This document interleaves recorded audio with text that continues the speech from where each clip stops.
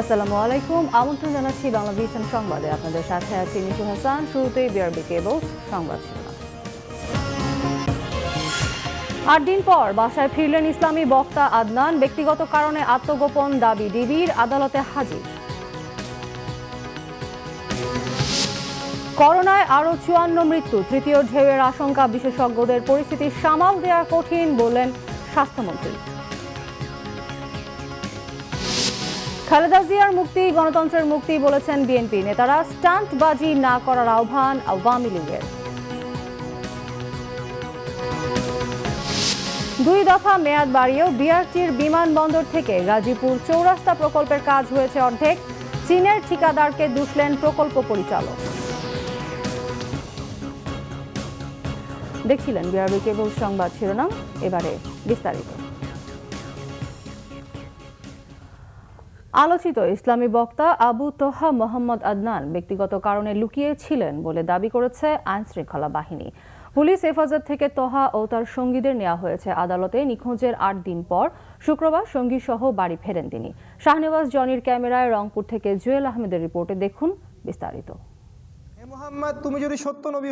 ১০ June রাত থেকে নিখোঁজ ছিলেন আলোচিত ইসলামী বক্তা আবু তোহা মোহাম্মদ আদনান। এ ঘটনায় রংপুর কোতোয়ালি থানায় সাধারণ ডায়েরি করেন তার মা। ৬ দিন পর ঢাকায় সংবাদ সম্মেলন করেন তার স্ত্রী সাবিকুন নাহার। তাকে ফিরে পেতে প্রধানমন্ত্রীর হস্তক্ষেপ চান তিনি। ৮ দিন পর শুক্রবার ভোরে রংপুরের নিজ বাড়িতে ফেরেন আদনান সহ তার ৩ সঙ্গী। বিকেলে তাদের হেফাজতে নেয় পুলিশ। পরে গোয়েন্দা কার্যালয়ে সংবাদ সম্মেলনে পুলিশ জানায়, ব্যক্তিগত কারণে আদনান আত্মগোপনে ছিলেন গাইবান্ধার ত্রিমোহনী এলাকায় তোহার বন্ধু শিয়াবের বাসায়।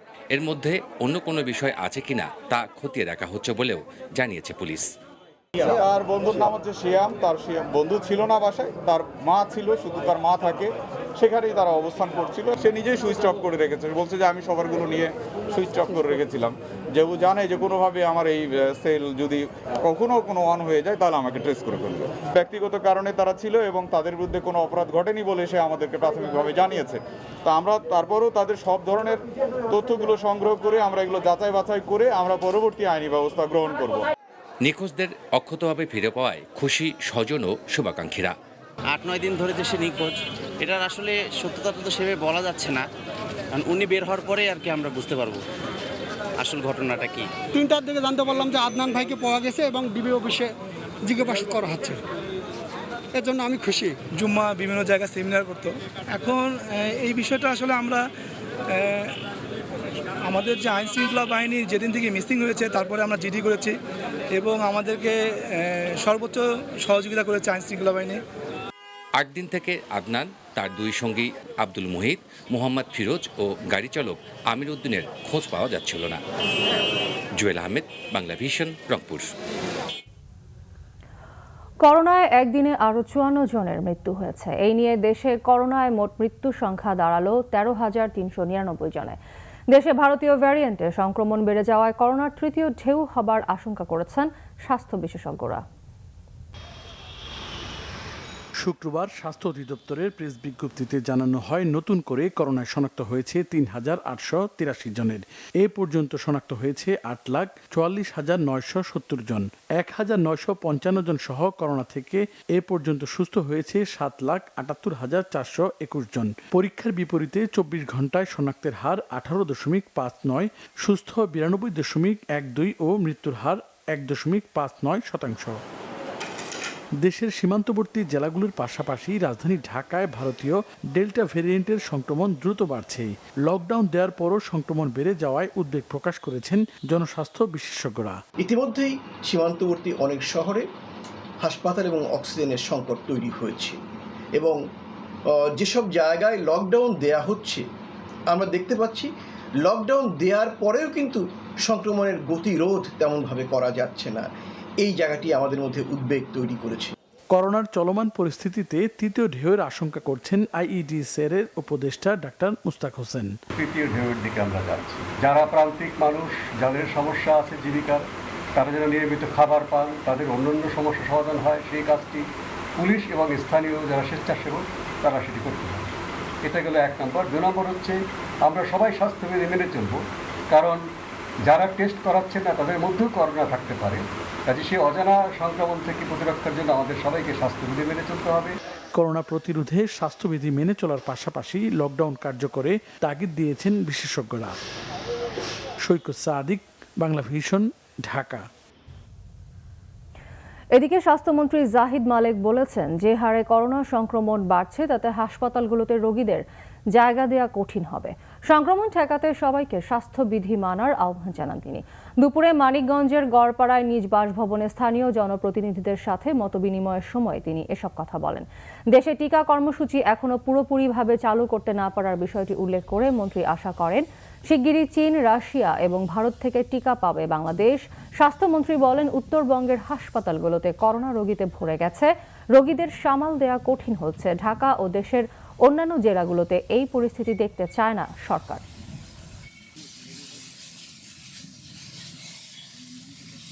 ভারতের যে ভ্যারিয়েন্ট আছে, ডেল্টা ভ্যারিয়েন্ট বলে, সেটাও বাংলাদেশে এসেছে, পৃথিবীর বিভিন্ন দেশে এসেছে, যার সংক্রমণের ক্ষমতা 50% বেশি, যে কারণে কিছুটা বৃদ্ধি পেয়েছে।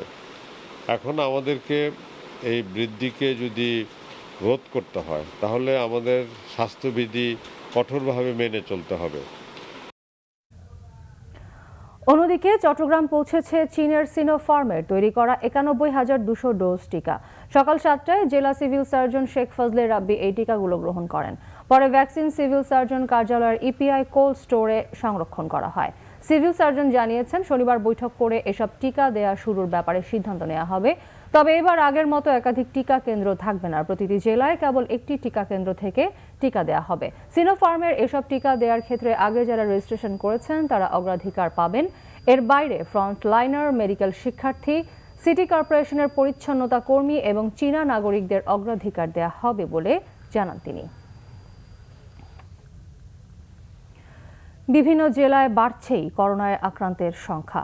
লকডাউন আর কঠোর বিধিনিষেধেও কমছে না এর ঊর্ধ্বমুখী সংক্রমণ ও মৃত্যুহার। রাজশাহীতে নবম দিনের মতো চলছে সর্বাত্মক লকডাউন। নগরীর সব ধরনের ব্যবসা প্রতিষ্ঠান ও যানবাহন চলাচল বন্ধ রয়েছে। এদিকে লকডাউন কার্যকর করতে শক্ত অবস্থানে আছে আইনশৃঙ্খলা বাহিনীর সদস্যরা। কুড়িগ্রামে প্রশাসনের দেয়া বিধিনিষেধ মানছেন না অনেকেই। কুষ্টিয়া পৌরসভায় 7 দিনের কঠোর বিধিনিষেধের 7ম দিন চলছে। সংক্রমণ ঊর্ধ্বমুখী থাকায় মোংলায় বিধিনিষেধ বাড়ানো হয়েছে আরও 1 সপ্তাহ। নাটোর ও সিংড়া পৌরসভায় 2য় দফায় লকডাউন চলছে। সাতক্ষীরায় চলমান লকডাউন 3য় দফায় বাড়ানো হয়েছে আরও 1 সপ্তাহ। নোয়াখালী পৌরসভা সহ 6 ইউনিয়নে 14তম দিনের মতো চলছে লকডাউন। ঠাকুরগাঁয়ে করোনা সংক্রমণ ও মৃত্যুর হার ঊর্ধ্বমুখী হওয়ায় জেলার সাপ্তাহিক গরুর হাট বন্ধ সহ কঠোর বিধিনিষেধ আরোপ করা হয়েছে।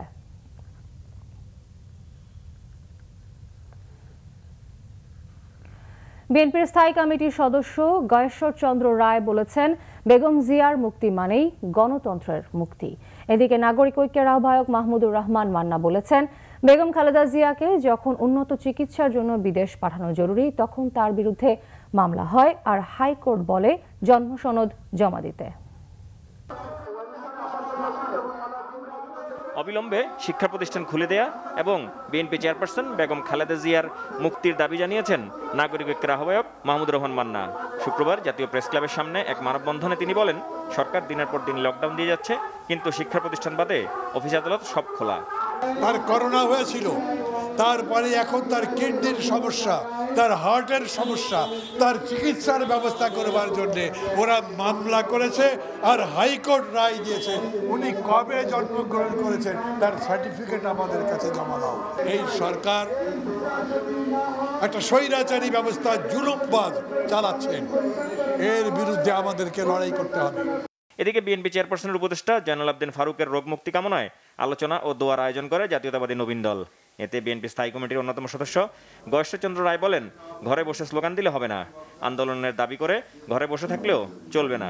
খালেদা জিয়ার মুক্তি হলে গণতন্ত্র মুক্তি পাবে, আবার গণতন্ত্রের মুক্তি হলে কিন্তু খালেদা জিয়া মুক্তি পায়।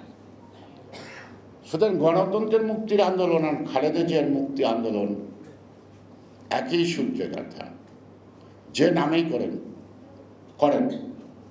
আসেন, যা বলেন সেটা আমরা সবাই মিলে করি, দেশটা মুক্ত করি, গণতন্ত্র মুক্ত করি, খালেদা জিয়াকে মুক্ত করি। তিনি সাবেক বিরোধী দলীয় চিফ হুইপ জয়নাল আবদিন ফারুকের আশুরোগ মুক্তি কামনা করেন। আহমেদ সরওয়ার, বাংলা ভিশন, ঢাকা।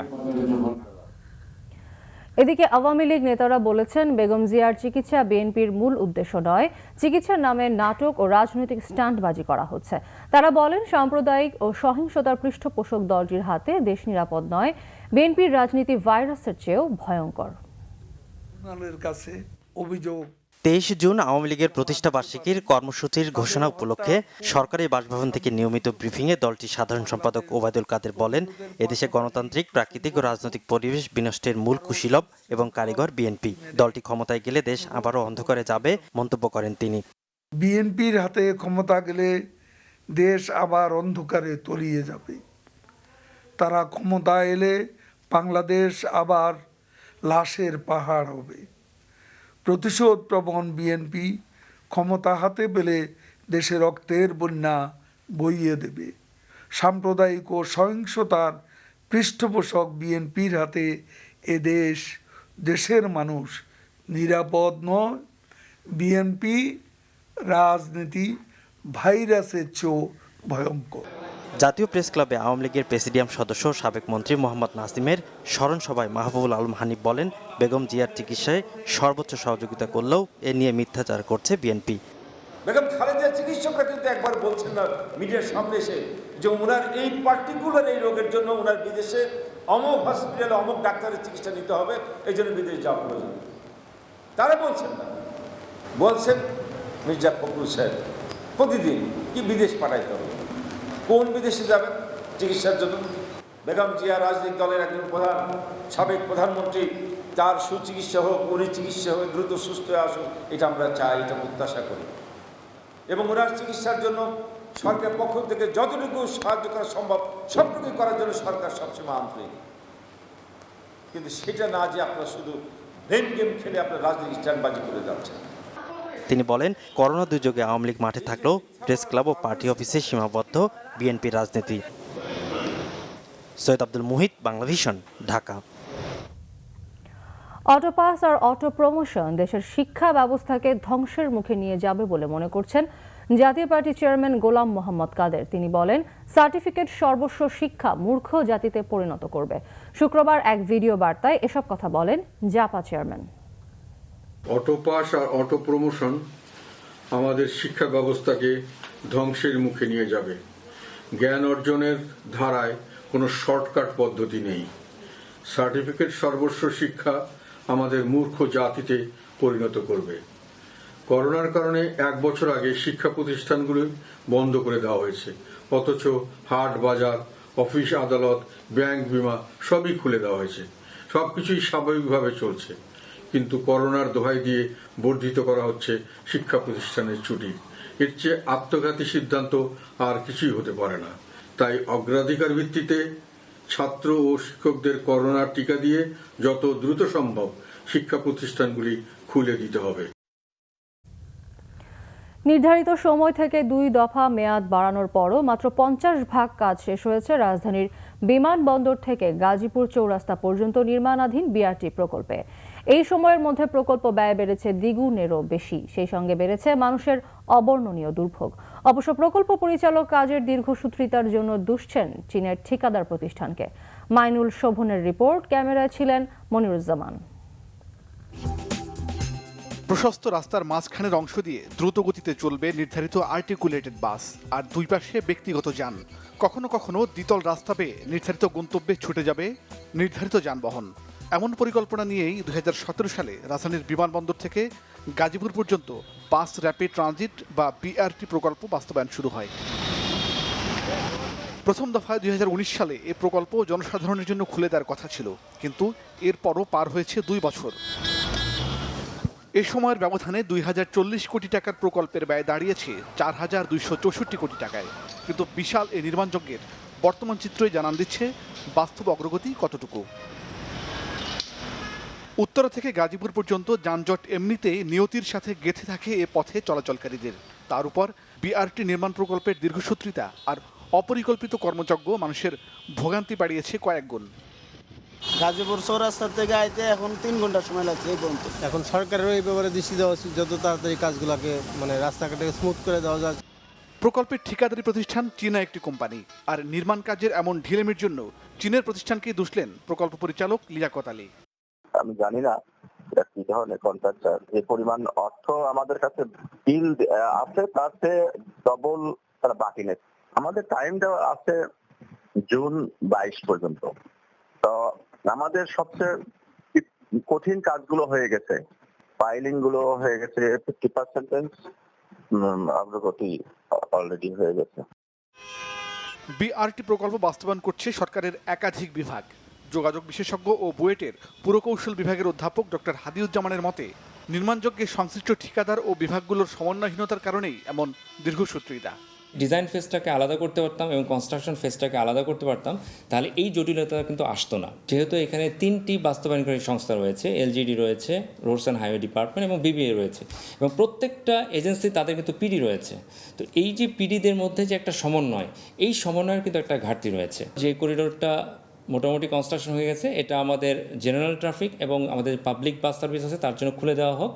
ভবিষ্যতে যখন করিডোরটা ফুললি কমপ্লিট হয়ে যাবে, এদেরকে সরিয়ে এনে সেই করিডোরে শুধু বিআরটিএ চলবে। মানুষের ভোগান্তি লাঘবে উন্নত দেশগুলোতে এ ধরনের প্রকল্প বাস্তবায়নের আগে বাইপাস সড়ক নির্মাণের দৃষ্টান্ত থাকলেও বিআরটি প্রকল্প ঘিরে নির্মাণাধীন বাইপাস সড়ক এতদিনেও চালু করা সম্ভব হয়নি। মাইনুল শোভন, বাংলা ভিশন, গাজীপুর। ব্যবসা সহায়ক বাজেট হলেও রপ্তানি খাত পুনরুদ্ধারে তা যথেষ্ট নয় জানিয়েছেন রপ্তানিকারকরা। তারা বলছেন, উৎসে কর ও ভ্যাটের ভার কমানো না হলে রপ্তানিতে কাঙ্ক্ষিত প্রবৃদ্ধি সম্ভব নয়। রপ্তানি জোরদারে কাস্টমস ও বন্ডের জটিলতা দূর করতে বাজেটের সুনির্দিষ্ট সংশোধনী চান উদ্যোক্তারা। বিশ্বজুড়ে করোনার ছোবলে বিপর্যস্ত রপ্তানি খাত।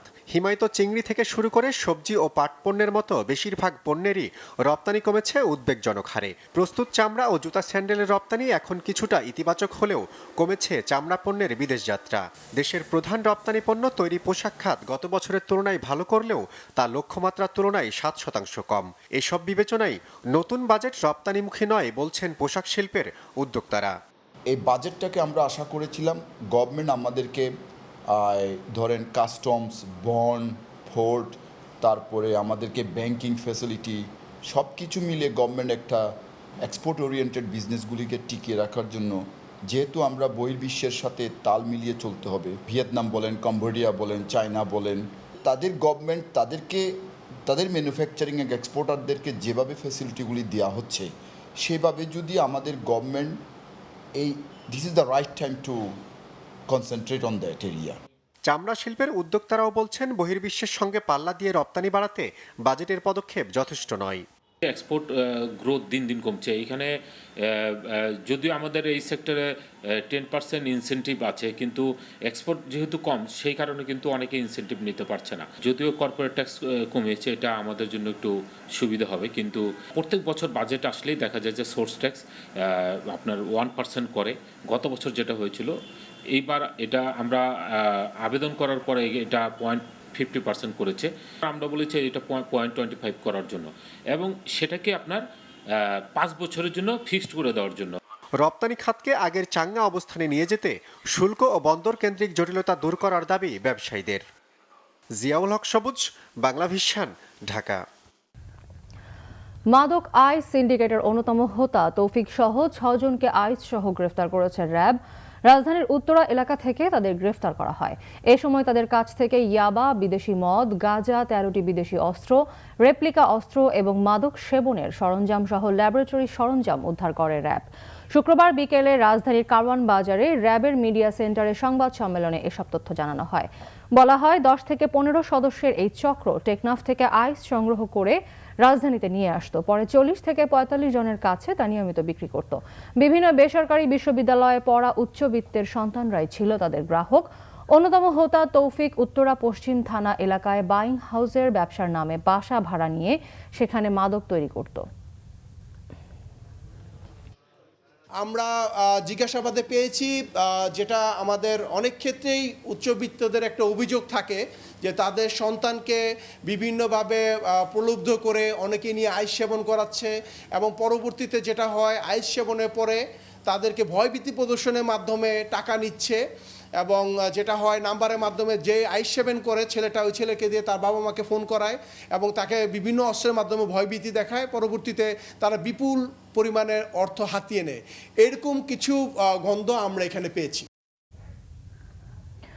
ছাত্রদলের সভাকে কেন্দ্র করে ময়মনসিংহের শম্ভুগঞ্জে পুলিশের সাথে নেতাকর্মীদের হামলার ঘটনায় গ্রেফতারকৃতদের নিঃশর্ত মুক্তির দাবিতে সংবাদ সম্মেলন করেছে জেলা বিএনপি। শুক্রবার জেলা প্রেস ক্লাব মিলনায়তনে সংবাদ সম্মেলন করেছেন বিএনপির কেন্দ্রীয় সাংগঠনিক সম্পাদক সৈয়দ ইমরান সালেহ প্রিন্স। তিনি বলেন, বৃহস্পতিবার চরকালী বাড়ি এলাকায় শহীদ প্রেসিডেন্ট জিয়াউর রহমানের 40তম শাহাদাত বার্ষিকী উপলক্ষে আয়োজিত সভায় পুলিশ বিনা কারণে লাঠিচার্জ করে ও গুলি ছোড়ে। এতে 17 জন গুলিবিদ্ধ হন এবং 10 নেতাকর্মীকে আটক করা হয়। গ্রেফতারকৃতদের নিঃশর্ত মুক্তির দাবি জানান তিনি।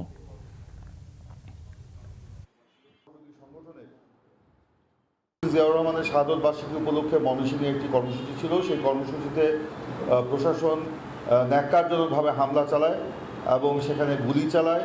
সেখানে আমাদের প্রায় 17 জন নেতাকর্মী গুলিবিদ্ধ হয়েছে, 10 জনের মতো গ্রেপ্তার করা হয়েছে।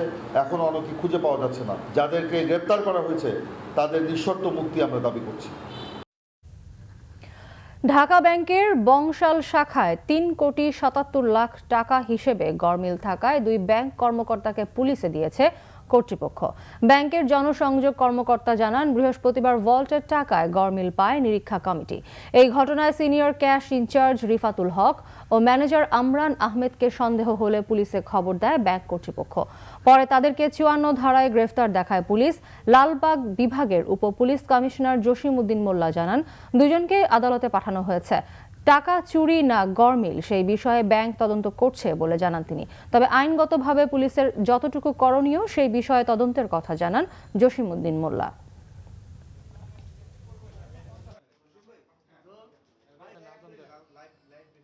অডিটের মাধ্যমে দেখা গেছে ওনাদের 3,77,66,000 টাকা আত্মসাৎ হয়েছে।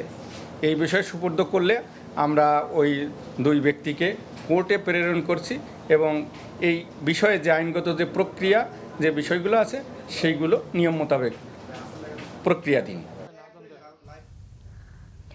ভর মৌসুমেও বেড়েই চলেছে চালের দাম। এজন্য মিলারদের দুষছেন দোকানিরা। এখনই তাদের কারসাজি বন্ধ করতে না পারলে সামনে আরো বিপদের শঙ্কার ইঙ্গিত রয়েছে।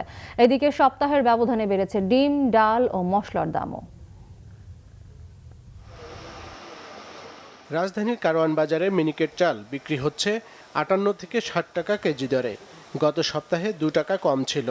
সব ধরনের চালের দামই এখন আরও বাড়তি। সামনে দাম আরও চড়তে পারে বলে শঙ্কা দোকানীদের। ঢাকার বাজারে মনিটরিং না করে ওনারা যদি সরাসরি যে মেইল এবং সাতাল, যেটা নওগাঁ, দিনাজপুর, কুষ্টিয়া, বগুড়া, শেরপুর বিভিন্ন ডিস্ট্রিক্ট থেকে যে চালটা সারা বাংলাদেশে ডিস্ট্রিবিউশন করা হয়, সেখানে যদি মনিটরিং করে তাহলে আমরা অবশ্যই চালের দামটা প্রতি বস্তায় 200 টাকা কমবে। প্রত্যেকটা মিলার মোটামুটি 5 দিন 7 দিন 10 দিন তারা আমাদেরকে সিরিয়ালে রাখতেছে। যখনই আমাদের অর্ডার কেউ করে, যখনই টাকা পাঠায়, বলে যে ভাই অনেক সিরিয়াল, ভাই মাল দেওয়া যায় না। সমস্যা জিজ্ঞেস করলে এক কথায় তারা বলে যে ভাই গভর্নমেন্টের খুব চাপ, আমরা গোডাউনে চাল দিচ্ছি, গোডাউনের চাল শেষ না করা পর্যন্ত বাজার স্বাভাবিক দেওয়া যাবে না। এখন আসলে এটা কতটুকু সত্যতা এই জিনিসটা একটু দেখা দরকার। যে এই কথা বলে কিন্তু একটা এক্সকিউজ দেখায়, তারা বাজারে কিন্তু ভালো একটা টাকা তারা হাতায় নিচ্ছে। এই সময় যদি চালের বাজার 2800 টাকা হয়, সিজন আসতে আরও মিনিমাম 7 থেকে 10 মাস বাকি, তাহলে 10 মাসে চালের বাজার কোথায় যাবে? চালের সাথে ডালের দামও চড়া, তেল মশলার দামও আগে থেকেই বাড়তি। আমদানি করা পণ্যেও দাম কমার খবর নেই। বেশিরভাগ বাইরে থেকে যেগুলি আছে এটি এমনি বেসিক্যালি আসতে একটু কম দেরি হইলে এই দেশে কিছু থাকলে এটির দাম বাড়াই যায়। আমাদের সাধারণ জনগণের জন্য তো তেল কিনে এবার রান্না করে আসলে অনেক কষ্ট হয়ে যায়। একটা খুবই কি বলবো, সব কিছুরই দাম বাড়ছে। বেড়েছে ডিমের দামও। চাহিদার তুলনায় সরবরাহ কমে যাওয়ার দাবি বিক্রেতাদের। এই সময়টাতে ডিমের দাম খুবই বেশি থাকে, মানে আর ডিমের আমদানিটা খুবই কম। এই কারণে এই সময় ডিমের দামটা খুব মানে ক্রাইসিস বেশি। এই কারণে ডিমের দামটা এই সময় খুবই বেশি। আমরা 105 টাকা বিক্রি করলে এখন লাভ হয় না। পেঁয়াজের দামও কমেনি এ সপ্তাহে, তবে বিক্রি কমেছে।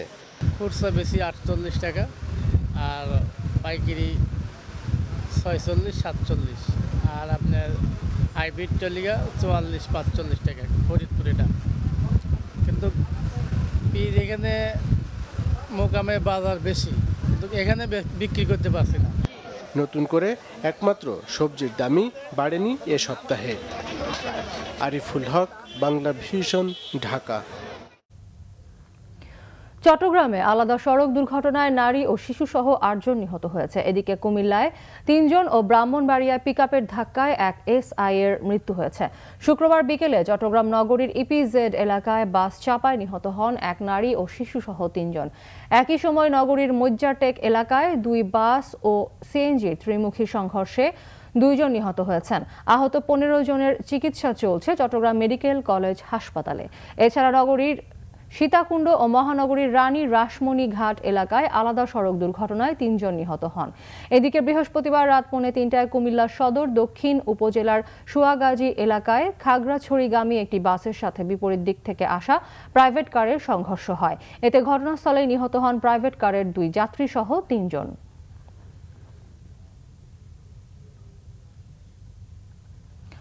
নরসিংদীর মাধবদীতে প্রভাব বিস্তার নিয়ে হামলার ঘটনায় পাল্টাপাল্টি মামলা হয়েছে।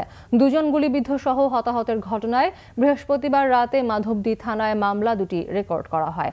এর মধ্যে সমাবেশ স্থলে হামলা ও গুলির ঘটনায় মাধবদীর পৌর মেয়র মোশাররফ হোসেন মানিক সহ 11 জনের নাম উল্লেখ করে মামলা করেন গুলিবিদ্ধ জাকারিয়ার ভাই আনোয়ার হোসেন।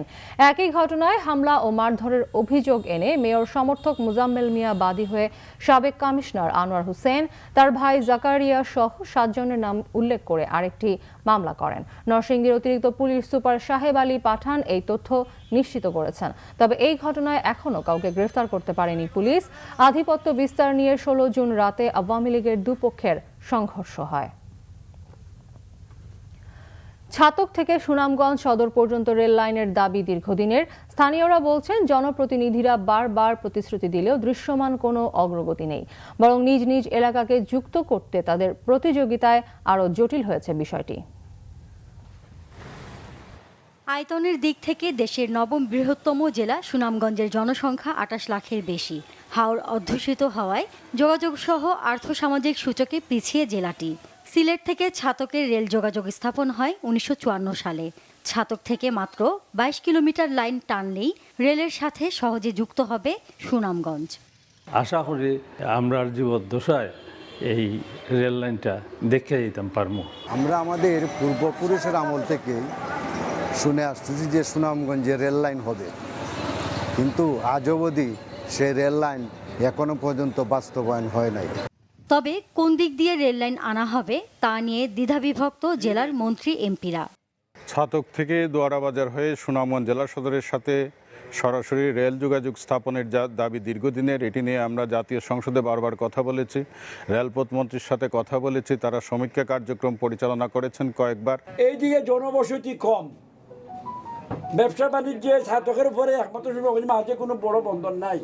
সবচেয়ে বড় বিষয় যেটা সরকার খুব চিন্তিত, কোনটা? পরিবেশ। দেখার একটা বিশাল সম্পদ আমাদের টাঙ্গুয়ার হাওর সম্পদ, এইগুলাকে আমরা ধ্বংস করতে চাই না। রেল লাইন নিয়ে বিভক্তি ও বিতর্কের অবসান চায় সুনামগঞ্জবাসী। সরকারি পরিকল্পনা দ্রুত বাস্তবায়নের অপেক্ষায় তারা। Bangla vision news desk. বিশ্বের সবচেয়ে দামি আম জাপানিজ সূর্য ডিম বা মিয়াজাকির চাষ হচ্ছে খাগড়াছড়িতে। পাহাড়ের আবহাওয়া ও মাটি উপযোগী হওয়ায় ফলনও হয়েছে ভালো। বিশ্ববাজারে আমটি রেড ম্যাঙ্গো বা এগ অব দ্য সান নামে পরিচিত। পাহাড়ি ঢালু জমিতে এই জাতের আমের সাফল্যে বিস্মিত কৃষি বিভাগও। খাগড়াছড়িতে পাহাড়ের ঢালু জমিতে চাষ হচ্ছে জাপানি আম মিয়াজাকি বা সূর্য ডিমের। পাহাড়ের আবহাওয়া ও মাটি উপযোগী হওয়ায় এই আমের ফলনও হয়েছে ভালো। রঙিন এই আমের মিষ্টতা, স্বাদ ও গন্ধে রয়েছে ভিন্নতা। 2016 সালে জাপান থেকে এক বন্ধুর মাধ্যমে 5টি মিয়াজাকি আমের চারা সংগ্রহ করেন খাগড়াছড়ির কমলছড়ি এলাকার কৃষক মংসেতু চৌধুরী। তার মধ্যে একটি চারা টিকে যায়। মংসেতুর বাগানে বর্তমানে 50টি সূর্য ডিম বা মিয়াজাকি আমের গাছ রয়েছে। 2018 সালে 15 কেজি মতো আম পাই, ওখানে 5 কেজি সেল করি 700 টাকা করে। আর বর্তমানে আমার 50টা গাছ আছে, ওখানে প্রায় 300 কেজি আমি সেল করে ফেলছি 300 থেকে 400 টাকা করে। এই আম চাষে সফল মহালছড়ির আরেক কৃষক। উপজেলার ধুমনিঘাট এলাকায় ৬০ শতক পাহাড়ি ঢালু জমিতে ১২০টি আমের চারা লাগিয়ে দ্বিতীয়বারের মতো ফলন তুলছেন তিনি। প্রতি কেজি বিক্রি করছেন ১,০০০ টাকায়। মিয়াজাকি চারা রোপণ কেউ আপনার প্রান্তিক কৃষক যদি রোপণ করে তাহলে কিন্তু এখানে কিন্তু আপনার আর্থিকভাবে কিন্তু প্রচুর লাভবান হওয়ার কিন্তু আপনার সম্ভাবনা কিন্তু অনেক বেশি। হর্টিকালচারের মাধ্যমে মাতৃ চারা সৃষ্টি করে চাষিদের মাঝে ছড়িয়ে দেওয়ার উদ্যোগের কথা জানিয়েছে কৃষি বিশেষজ্ঞরা। পার্বত্য চট্টগ্রাম তথা বাংলাদেশের আবহাওয়াতে এই জিওগ্রাফিক্যাল লোকেশনে এটা হচ্ছে, তো সুতরাং আমার মনে হয় যে ব্যানানা ম্যাঙ্গোর মতনই কিউজাই আমের মতনই এটি আমাদের দেশে ভালো করবে। বিদেশি আম হিসাবে এটা বিদেশেও রপ্তানির সুযোগ আছে। এটা আমরা হর্টিকালচার সেন্টার থেকে আমরা ভবিষ্যতে আমরা এখান থেকে সায়ান সংগ্রহ করে আমরা মাতৃগাছ সৃজন করব এবং কৃষকদের মধ্যে ছড়িয়ে দেওয়ার জন্য আমরা চেষ্টা করব। এখনো এই আমের দাম সাধারণের নাগালের বাইরে থাকলেও উৎপাদন বাড়ার সাথে সাথে তা কমিয়ে আসবে এমনটাই আশা সবার। Suraiya Rahman, Bangla vision news desk. শরিয়া ভিত্তিক আধুনিক প্রযুক্তি নির্ভর ব্যাংকিং সেবা দিতে স্বাস্থ্যবিধি মেনে চট্টগ্রামের কদমতলীতে নতুন শাখার উদ্বোধন করেছে ইউনিয়ন ব্যাংক লিমিটেড। ঢাকায় ব্যাংকটির প্রধান কার্যালয় থেকে ভিডিও কনফারেন্সিং এর মাধ্যমে নতুন শাখার উদ্বোধন করেন ব্যাংকের ব্যবস্থাপনা পরিচালক ABM মোকাম্মেল হক চৌধুরী। অনুষ্ঠানে আরও উপস্থিত ছিলেন বাংলাদেশ ব্যাংকের চট্টগ্রাম অফিসের নির্বাহী পরিচালক মোহাম্মদ আহমদ আলী, ইউনিয়ন ব্যাংকের অতিরিক্ত ব্যবস্থাপনা পরিচালক মোহাম্মদ হাবিবুর রহমান, উপব্যবস্থাপনা পরিচালক হাসান ইকবাল, মোহাম্মদ নজরুল ইসলাম এবং চট্টগ্রাম 29 নং ওয়ার্ডের কমিশনার গোলাম মোহাম্মদ জুবায়ের। অনুষ্ঠান শেষে দোয়ার আয়োজন করা হয়।